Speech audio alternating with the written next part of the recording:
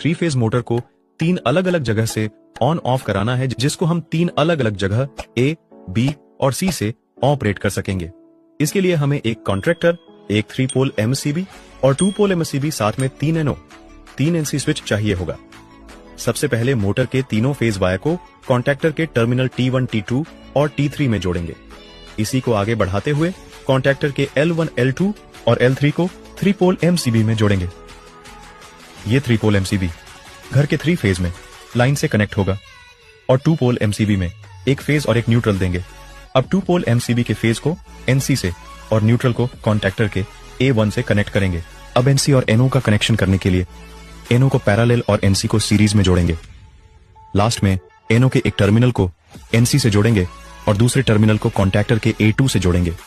साथ ही A2 और 13 NO को लूप कर देंगे। इसके बाद बचे हुए एनसी टर्मिनल को कॉन्टैक्टर के 14 एनओ से जोड़ेंगे। ये हमारी 3 फेज मोटर को 3 अलग अलग जगह से ऑपरेट करने के लिए वायरिंग कंप्लीट हो गई। 3 फेज मोटर को 3 अलग अलग जगह से ऑन ऑफ कराना है, जिसको हम 3 अलग अलग जगह ए, बी और सी से ऑपरेट कर सकेंगे। इसके लिए हमें एक कॉन्ट्रैक्टर, एक 3 पोल एमसीबी और 2 पोल एमसीबी साथ में 3 एनओ 3 एनसी स्विच चाहिए होगा। सबसे पहले मोटर के तीनों फेज वायर को कॉन्टैक्टर के टर्मिनल T1, T2 और T3 में जोड़ेंगे। इसी को आगे बढ़ाते हुए कॉन्टैक्टर के L1, L2 और L3 को 3 पोल एमसीबी में जोड़ेंगे। ये 3 पोल एमसीबी घर के 3 फेज में लाइन से कनेक्ट होगा और 2 पोल एमसीबी में एक फेज और एक न्यूट्रल देंगे। अब 2 पोल एमसीबी के फेज को एनसी से और न्यूट्रल को कॉन्टैक्टर के A1 से कनेक्ट करेंगे।